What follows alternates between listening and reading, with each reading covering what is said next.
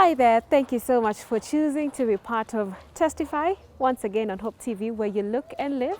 I am Sharon Wangenye, and on Testify, our faith in Jesus Christ gets to grow. Today we are in Wiki Kasarani, and we are just about to hear an amazing story of one Ekra Maria.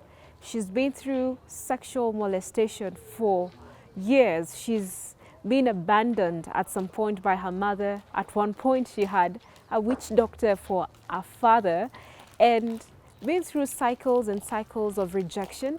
But eventually, the Lord has set her free. She's been able to educate her children, and she's now serving this great God. Karibu sana, let's have time of just reflecting and being encouraged.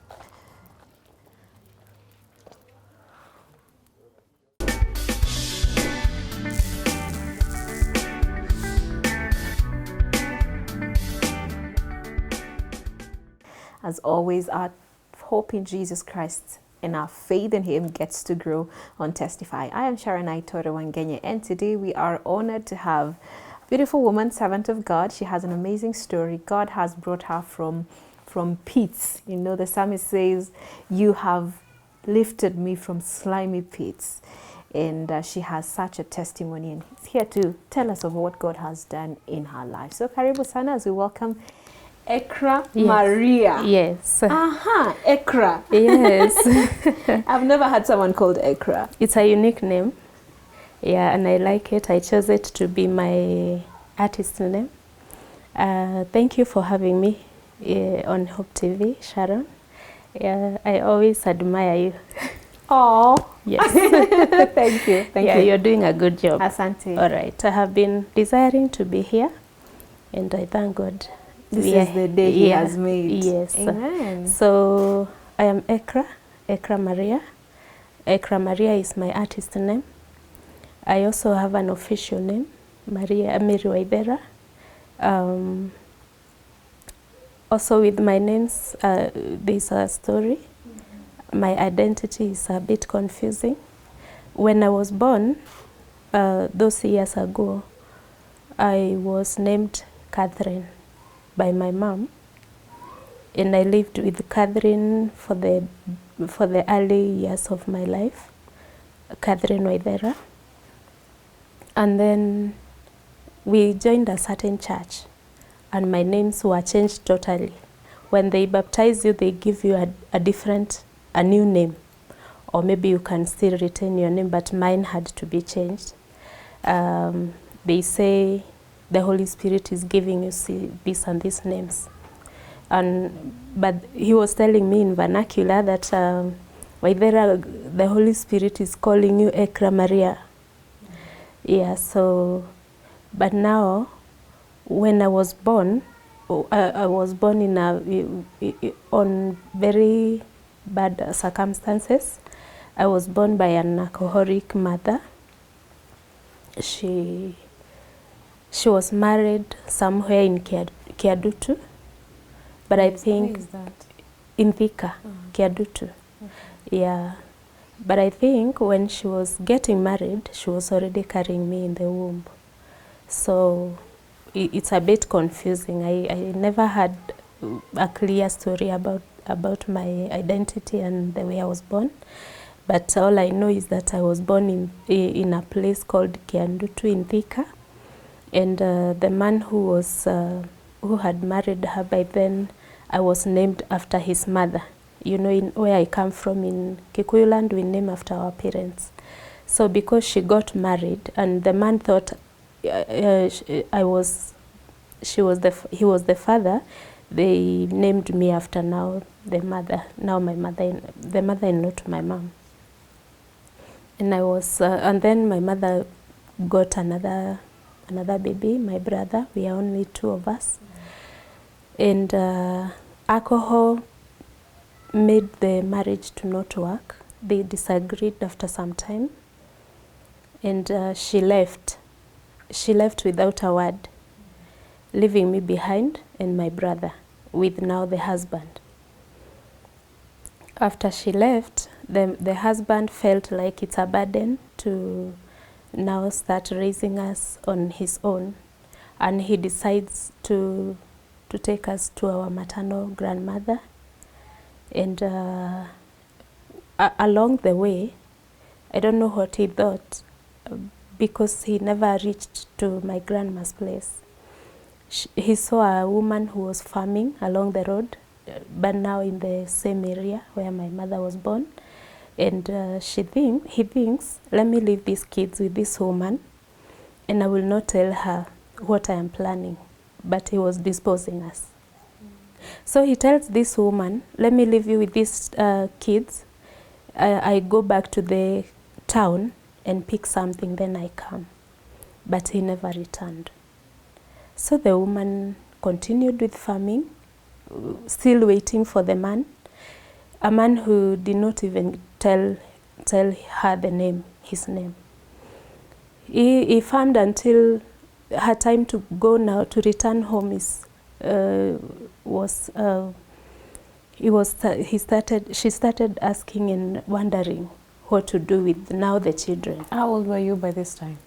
We were very young. We could not even pronounce our names. Very, very young. I think maybe 3 or 4 years. Yeah, so when she saw the man is not coming, he picked us and went with us to her home. And she bathed us.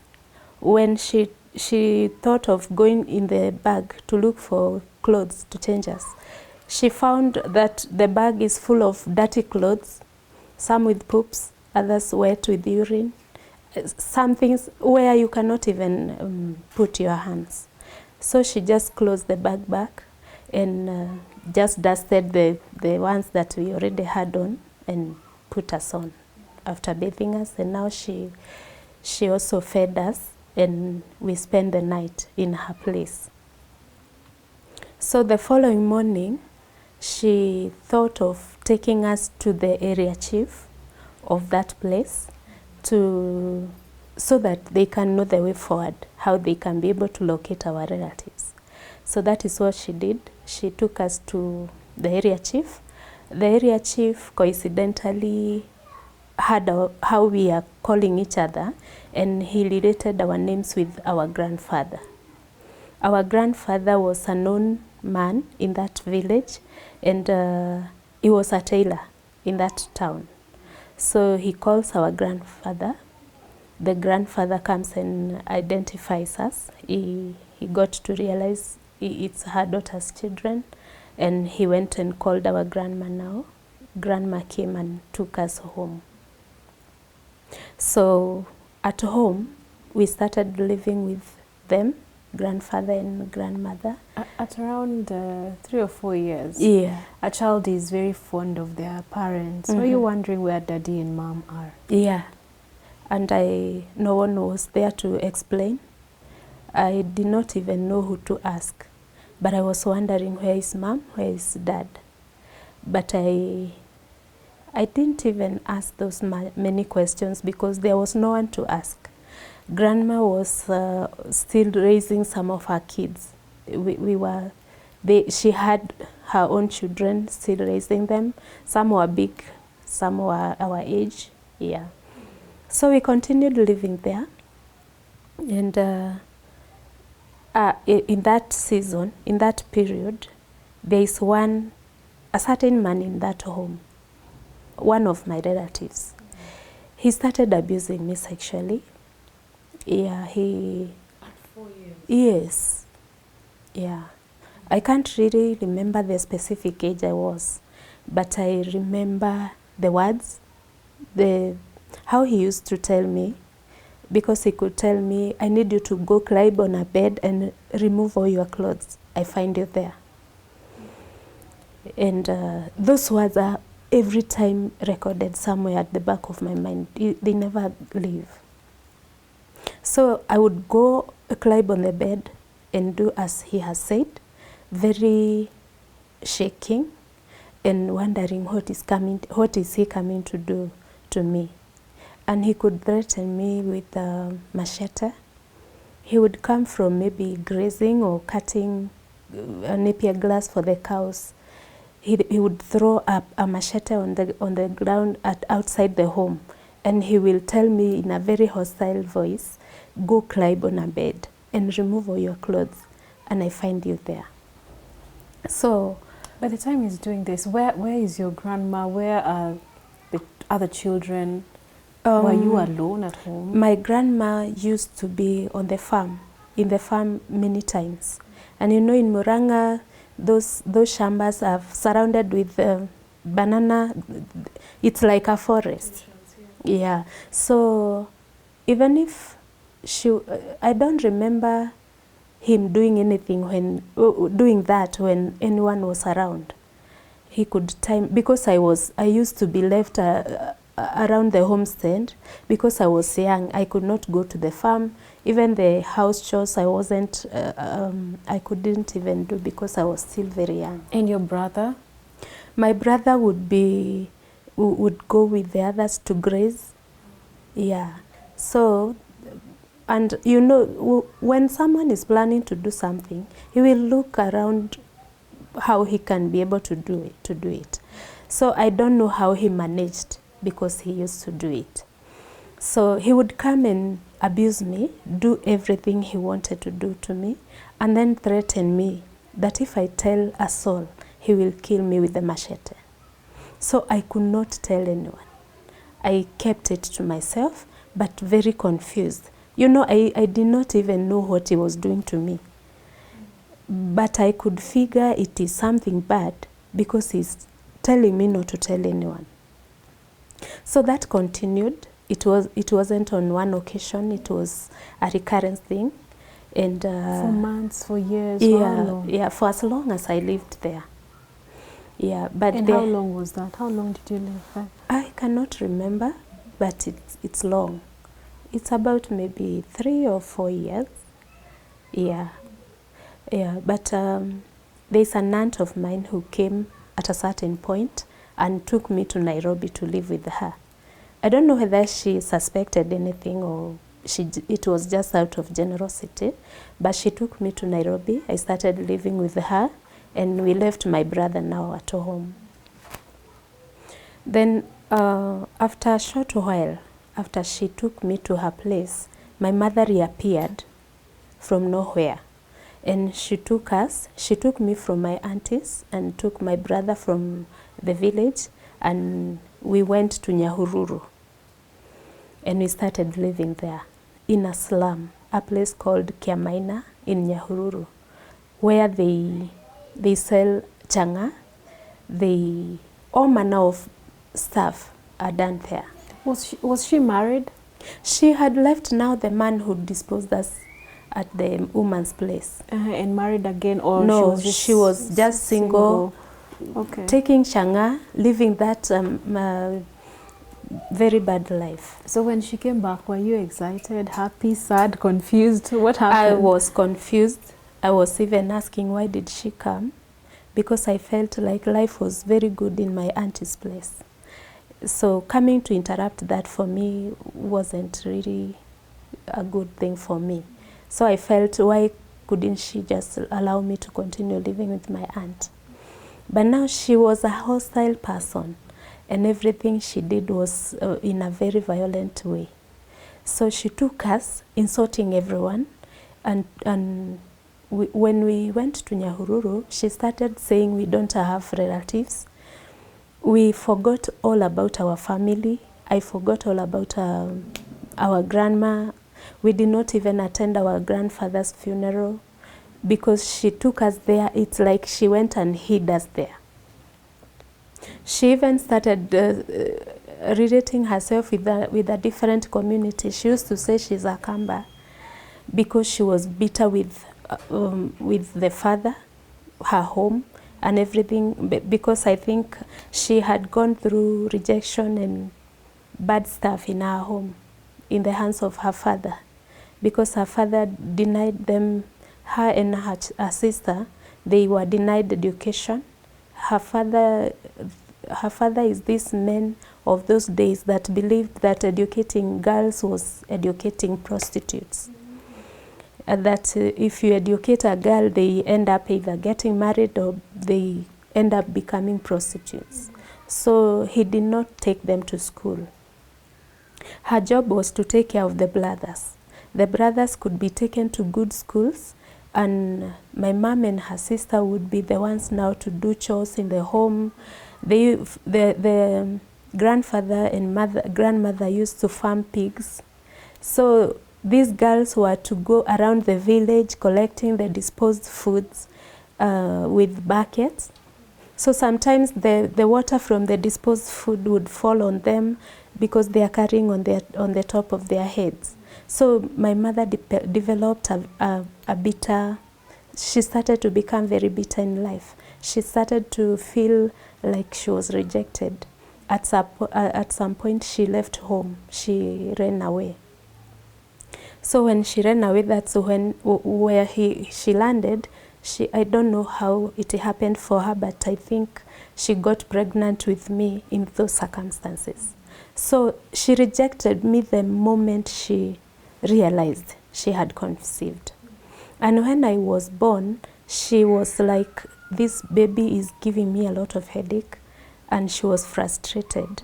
So she rejected me and hated me because I became a burden for her. And you see now the kind of life she was living. So she chose alcohol as a weapon to hide her frustrations, and she took her anger out on me. So I lived that kind of life. So in Nyahururu, she continued with her alcohol, selling and drinking, and she became a very reckless mother. She never took care of us. She could leave us in the house. Maybe outside the house, she would lock the door and go and never come back. Leave you with no food? Leave us with no food. Leave us without maybe sweaters. And maybe neighbors would be the ones to invite us in their homes. So at some point, she took us to school, nursery school. I think we were taken, both of us, the same year, although we were now very big. A child who is supposed to be in maybe class 2, they are beginning nursery.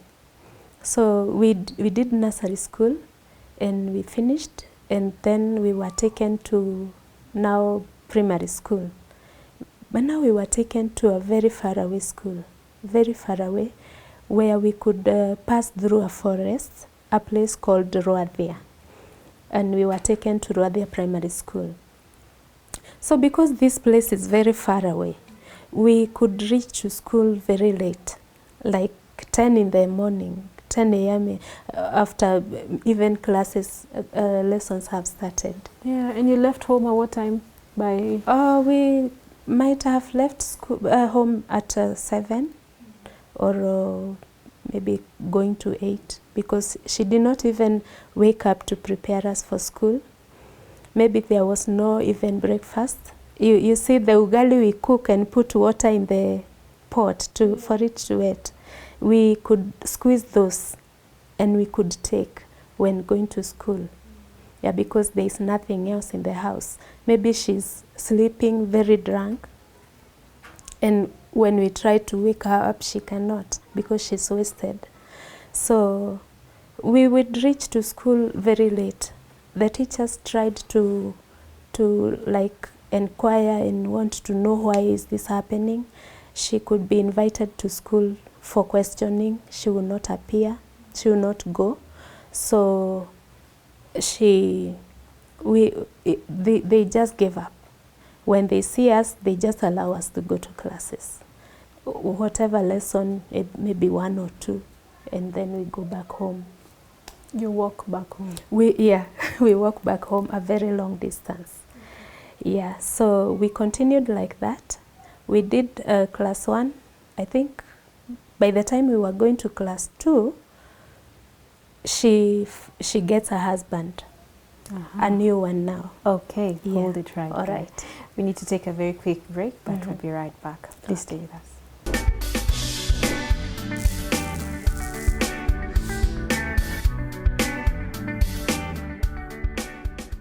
Welcome back, and thank you so much for staying with us on Testify. So we left it at where your mom has gotten another husband.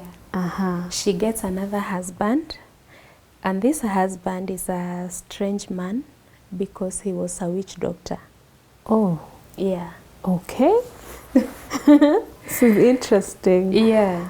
So now we will leave the slum, Kiamaina place, and we'll go to another town called Maironya. That is where that man used to live. And we joined him. And in that place, it's a small house, 2 rooms, built of timbers. And on the walls, he's surrounded his house with many buckets, many jelly cans, with this now the traditional medicine that they give people. Yeah. We could be given those things every morning. For what? I cannot tell you why, and it was a must. So, and they were very bitter. So I remember it was very difficult for me. Sometimes we could run away, but it is a must you take it. If you don't, you'll be beaten. So I remember I used to close my eyes and just swallow it haraka haraka until it's done, so that I am done with it. Was it a cup, a spoonful? A cup. A whole cup? Yeah, you see these Mabati cups? Yes. Yeah, it had to be full of that. And you will take all of it. And you wouldn't question? You wouldn't question. At if you do, you will be nini. beaten. Yeah. It was very bitter. So that was our mornings every day. And then the rest of the day we will see what he's doing. When customers come, you'll be told to come with a hen, a chicken, maybe black. So those stories are there. It happens in real life. We could see it happen. So you will be told to come with a black chicken or a white one or whatever.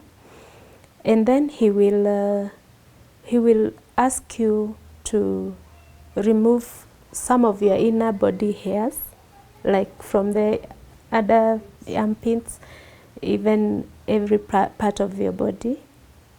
He will tell you to cut some parts of your inner underwears, and then he will put them on a cloth or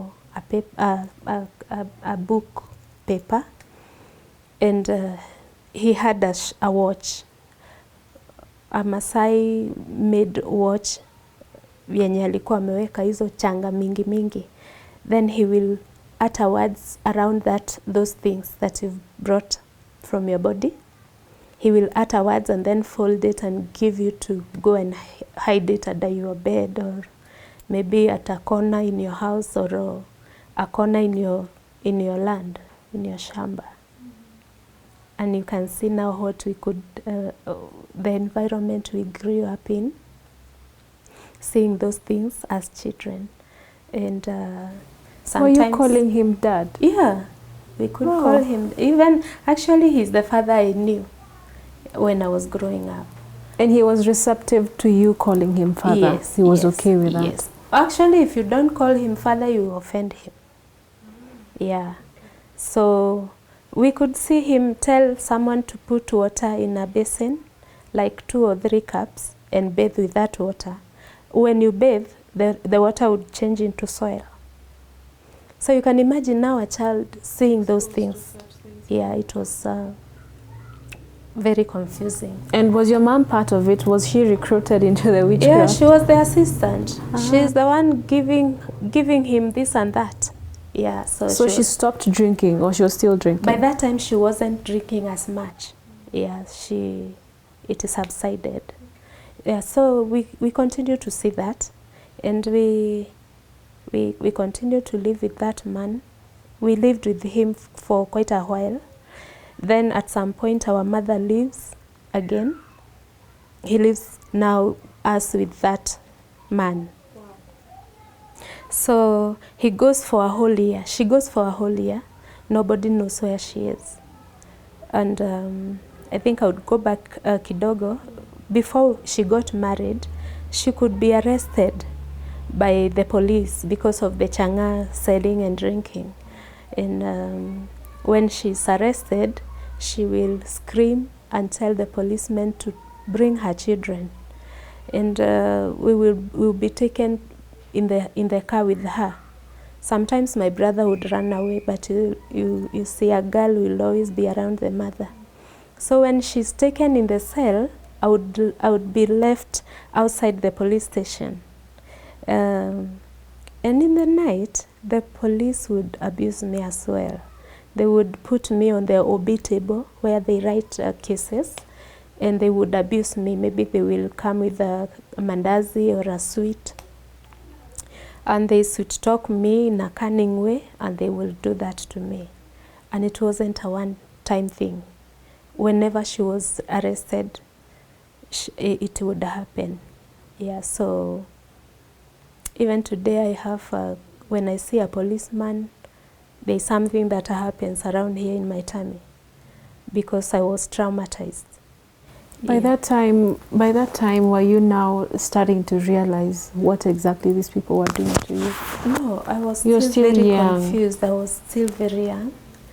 I think by then I was now maybe 10 years or 9, around there. So I was still very confused. But I would tell myself it's not a good thing they are doing to me because they are telling me not to tell anyone. Yeah, so in the witch doctor's place, my mother leaves us for a whole year. When she returned, I think I was 12. Yeah, around 12 years now. So were you still going to school with the witch doctor dad? Yes, I could go to school. He would pay school fees for you and your brother? Yeah. Okay. Actually, he was very happy about us. He would support us. And now you see he's supporting us with the money he's collecting from the witch, from the witchcraft. So I continued to go to school, but now I was the mother of the home. Remember, now my mother is gone. I will go to the river, fetch water, come cook for everyone, wash clothes, help my brother with their homework, and I still have mine. There's another brother we had found there. I think he had married another wife, and the wife had left that boy there. So we were 3 of us. And I think I matured early on the womanhood things because I could cook and do everything. So after 1 year, my mother comes back. But before she comes, the witch doctor had told me to move from our bed. We used to sleep with the brothers and join him in his bed. No. Yeah. So I joined him. Myself, I thought I was just giving the boys space. But him, he had other motives. So I joined him. He could sleep facing that other side, and I am at his feet, the other side. But now one night he thinks, let me try something with this girl. When he tried to do that, I think it's either God told him not to, or maybe his witchcraft mindset did not allow it. I don't know what happened because he just stopped, like when you get a shock. Yeah, he did not succeed. Maybe God just thought, or maybe just stopped it. Maybe if it happened, I would have become pregnant, or maybe he would have damaged my uterus or something. Maybe just God saw it, oversaw it, and prevented it. I am not sure what happened. But now, after a short while, my mother came back. She came back sick. Her backbone was bent. She could not stand straight. So she starts going to the hospital and all that. Was she received by her husband? Yeah, she was. But she was beaten. Mm-hmm. I think I don't know how they agreed, but she just came back. Where was she coming from? Nakuru. What was she doing there? She went to Nakuru. I don't know what she went to do, because the stories she gave us, I cannot remember, and there are things you cannot even understand. I think she was just drinking or anything, I don't know. So when she came back sick, she met with a certain people from a certain church, Akorino people, And they prayed for her, and she said she was okay. She was healed. And I think it was true because she could now stand straight. And she ties a turban, and I follow suit. you know, girls and their mothers. So whatever your mother does, you will do the same. So I followed suit, and we now became a Corino people. Oh. So now you've started going to church. Yeah, before you had never gone to church. Myself, I could. I think I loved God from when I was little, because I could go to every church every Sunday. Like I would go to full gospel, I attend. When the pastor calls for altar call, I'll go and get saved. I move from there, I go to Redeemed Church, and I do the same. I go to Independent the same day, the same Sunday. I will go to every church that is opened, and I will get saved. Every time they call for altar call, I will go and get saved. So that was my lifestyle as a young girl. But now I will still go back home to the witch doctor's place. So that was my life. So me, I was going to church, but not one church. I could go to different. I think the only church I did not go was Catholic. Yeah, so when we now tied the turbans and all that, the witch doctor was not happy about it. So they started disagreeing, and we could not continue staying there. So because my mother still loved him, she thought of, he had a land somewhere very far away from Nyahururu, a place called Ngarua at Olmoran, very far away from where we were. Then she thinks, let me go and build a small house and start living there with my daughter. And we left my brother now with him and the other boy. So we go there. She builds the man had burned even our clothes because at some point they quarreled. And he beat my mother very badly, and he burned our clothes, all of them. So the church gave us some items and gave us some mattress and beddings and stuff. And we went to that place. My mother builds a small house. Walls were mud and roof was iron sheet. And we started now living there. I joined a school called Olmoran Primary School. Still a very big distance from where we were. And I could walk, but now we could walk with the other schoolmates. So we started living there. But the man figures that we went to his place. My mother had not told him where we went. I don't know how he figured it out. He comes with a lot of hostility. He destroys the house, burns every cloth, everything, and we are left with only the dresses we had on.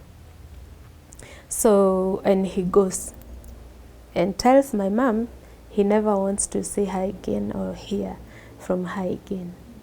And we will now be hosted by church members from there, and they give us other items.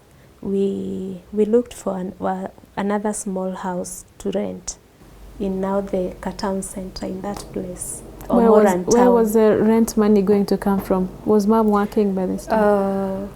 After she got saved, she became a very big prophet. Oh. Yeah, she could prophesy to people. She could go to people's homesteads and start removing the things, those witchcraft things from the corners of the houses, from the corners of the shambas. Okay. Because you know now she has the experience from where she used to from her former husband. Yeah, so some people would appreciate her with some money. Oh. Yeah. So I think that is how she could manage paying the rent. Was it such a fast change from the alcoholism to now becoming a prophet? Yeah, it was for me. I think it was a drastic change. Yeah, so we start now living at Olmoran. People from the church would support us where they could, and I still continue with my schooling. But now my mother is this prophet, going from one town to another, from one home to another, and she would go even for a month, for 3 weeks, and I am left alone with no one to guide me or take care of me in any way. Sometimes I did not have even food. Sometimes I did not have paraffin for the lamp. I could do homework outside before the dark.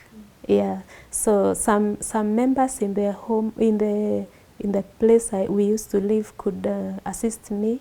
Sometimes give me some soap to wash my uniform and give me food. Yeah. So, and I could go to school barefoot because no one was there to buy me shoes. My mother is nowhere to be found. She's gone. Did you wonder? On missions. Did you wonder at this God, the God that your mother is serving? Mm-hmm. He's neglecting you. Did you ever think that? I did not. It did not occur to me like that. What I used to wonder is why my mother is like that to me. I think I was like, why is she not changing from how she was now that she's born again? Yeah, that was what I could wonder. But God never crossed my mind like he's neglecting me. No. So I continue like that. When my mother will come, after maybe a month, I will tell her I need this and this books. And you remember those days school fees was paid. And sometimes it could accumulate. Teachers would sympathize with me. Some of them would buy me books. Some of them would give me sanitary towels. I remember when that happened, it caught me in a class. And one teacher is the one who took care of me. She showed me what to do. I did not even have any idea what was happening to me. I just saw things, strange things happening in my body. So it is the teachers who taught me how to take care of that. So when she comes, I ask her to pay school fees. I ask her for books, and she would be very hostile. She asked me where do I think she would get the money from, and I would wonder whom am I supposed to tell. She's the only one I know. So I could not keep up. By this time, I think I was in class 5. I did class 5 with a lot of struggles. In class 6. Now towards class 6, I could not keep up. The teachers could not tolerate it anymore. So I had to drop out. And she wasn't even bothered about it. She even told me I also did not go to school. I didn't also go to school, so let it be. And I dropped out. When we closed in December, to come in January to join class 7, I did not report to school.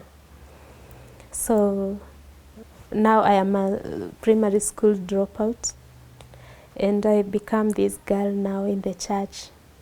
I would go to Sharon's place. We can stay with you for whatever time, because I am idle, nothing to do.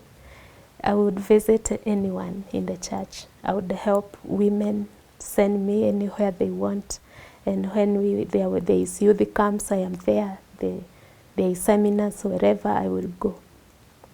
And then I continued like that.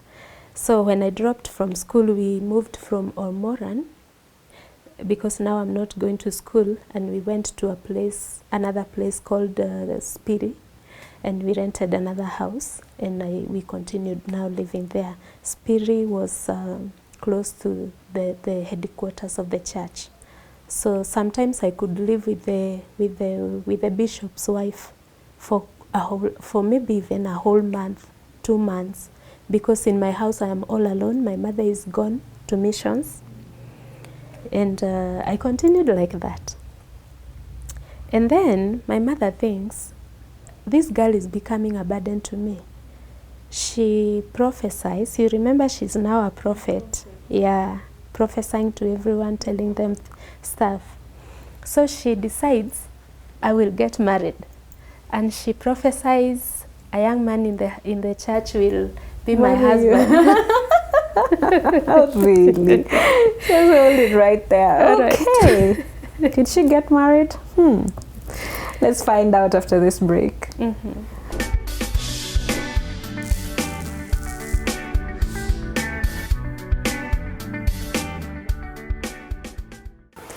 are on Testify at Hope TV, where you look and live. Thank you so much for your time. With me is Ekra Maria.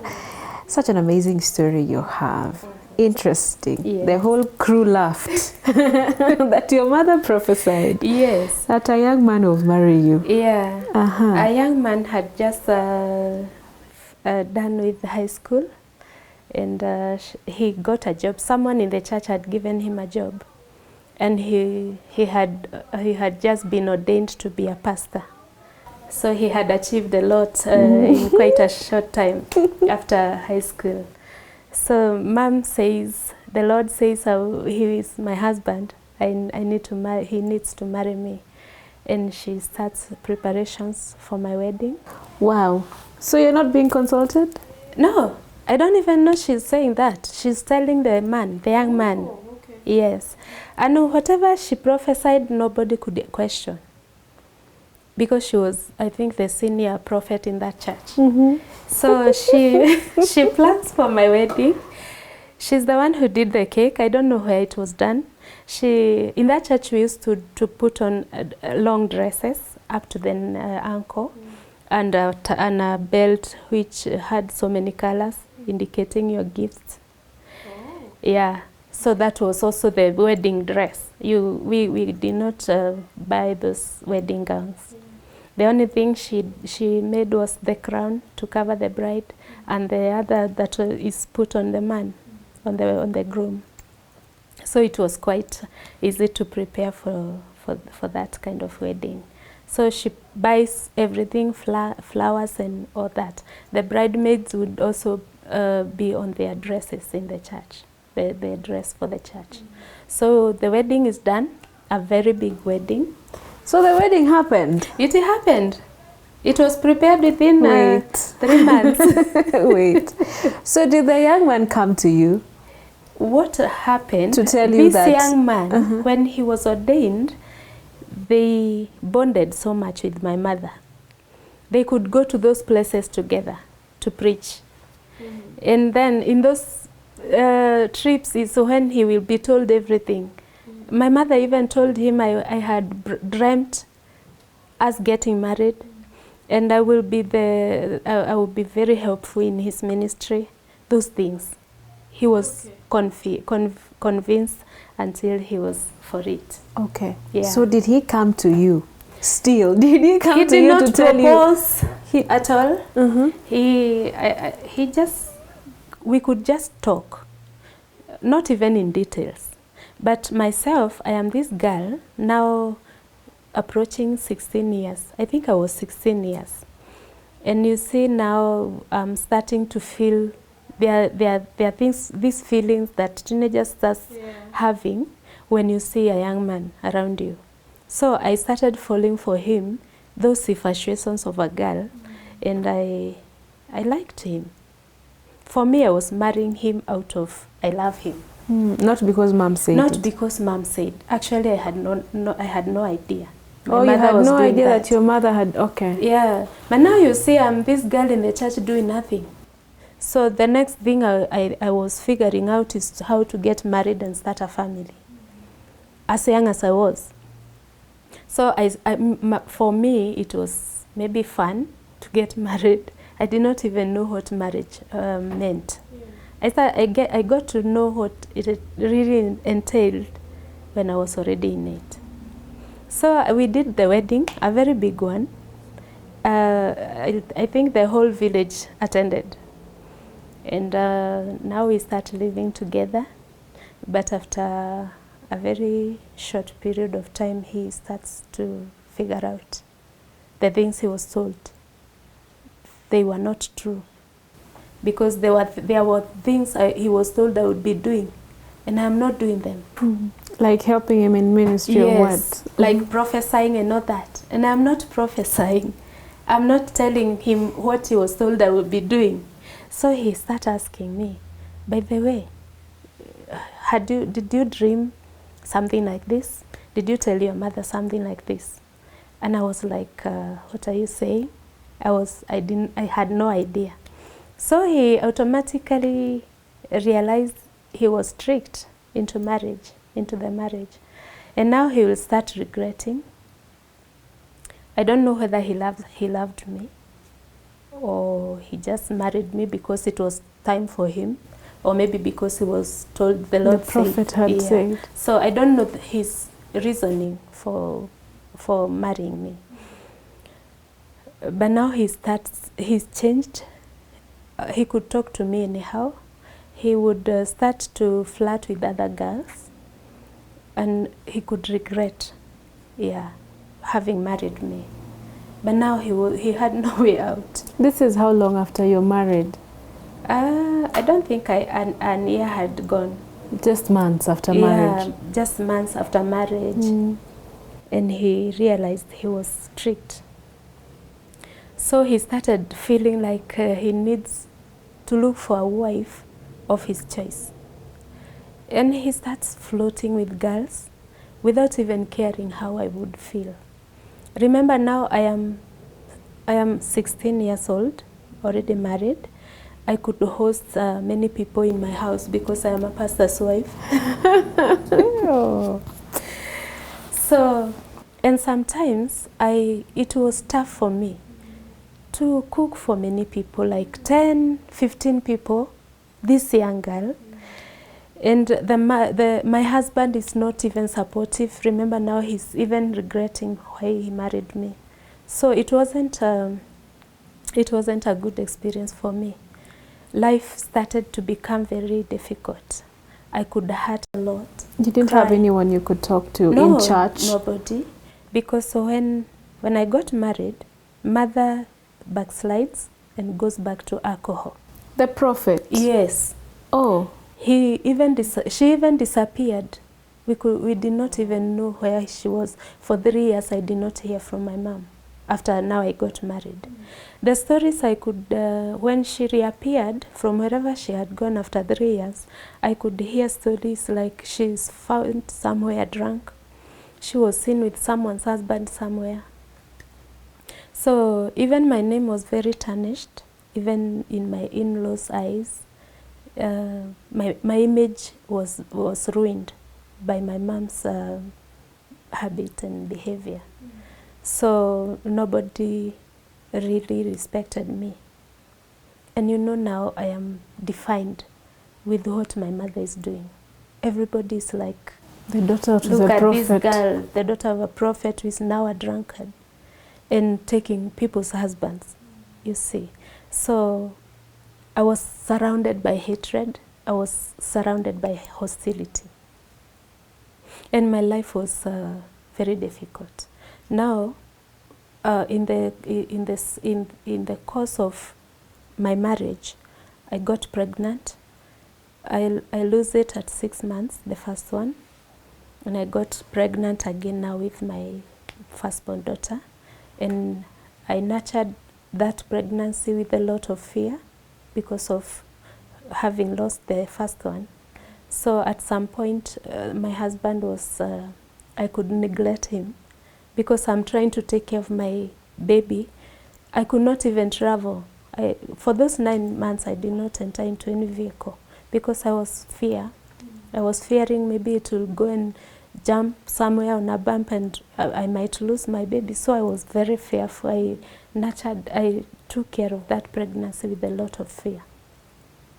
And I delivered, I carried it to term and I delivered my baby and started taking care of her with the help of my mother-in-law because I was very young. I did not even know anything about a baby.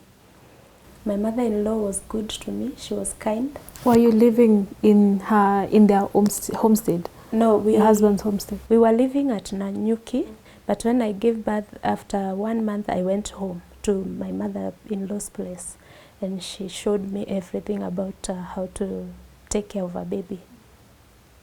Then, when I was still taking care of her, my husband, there is a girl in the church, the same church, who wanted assistance.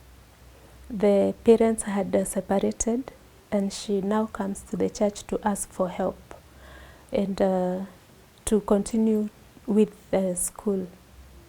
And nobody in the church was willing to help her, or maybe they were not in a position. And she tried even to ask for the youth fund, and she could say, help me with the youth fund, I go to school, when I get a job I will refund the money. But now the man in charge did not agree.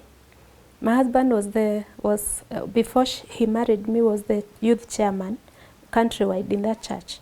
But now after marrying me, he handed it over to his vice chair. Now that man did not agree to help this girl. When he refused, the girl starts to go to individuals asking for support. And she comes to my husband and asks him to support. And I think he was in a position, because I was only having one baby and we are still very young. We didn't have too much responsibilities. So the man figures, let me educate this girl and later on I will marry her. Oh. Yeah. Okay. But he did not tell anyone. He kept it to himself. He planned it and kept it to himself. And he comes to me and asks me if it is a good idea. And I agree. And you say yes? Yes. Oh my goodness. Because helping someone was a good thing to do. Yeah. Yes, so I agreed. And we start taking the girl to school. She was from Nyahururu, so she had to move to Nanyuki where we were living, and joined us and started going to school on a day scholar. By this time, yourself are not educated. You dropped off at class 6. Yes. This is interesting. Yes. I think time fails us. Yeah. This story is long, yes, but very, very interesting. We want to get to the rest of the story. But before we get to that, you are a musician. Yes. You have done a song that you would love us to listen to. Mm-hmm. Just tell me about that a little. It's a song in my vernacular. It's called Guturaja Tarairegai, meaning I will live to wait upon the Lord. It is translated it's on YouTube. My YouTube name is Ekra Maria, E-K-R-A-H. Okay. Maria. Okay. Yes. We'll be playing that song right now. I just want you to sing a bit of it. Mm-hmm. We'll play the song. Mm-hmm. Then we call it a show. Yeah. And look forward to the next episode. All right. Yes. Okay. Go ahead. Just a bit. All right. A line or two. Okay. Yeah. Rimwe nĩtũragwo nĩ hinya tukona Jesu taikarire mũno angĩgacoka tukaremwo nĩ gweterera ciĩranĩro ciake na niĩ nĩnduĩte itua rĩega rĩa kũmweterera. Rimwe nĩtũragwo nĩ hinya tukona Jesu taikarire mũno angĩgacoka tukaremwo nĩ gweterera ciĩranĩro ciake na niĩ nĩnduĩte itua rĩega rĩa kũmweterera. Okay, kumweterera. Yes. Wait on God. Yeah, I will live on waiting upon the Lord. Amen. Yes. Amen. Thank you so much, Ekra, for sharing your story. So far, I believe many lives have already been impacted. Yes. But even as we get to hear the rest of the story, so many lives will be changed for the glory of God. Amen. Thank you so much for staying with us. Enjoy the song. See you next time. Same place, same time. I'm Sharon Wangenye.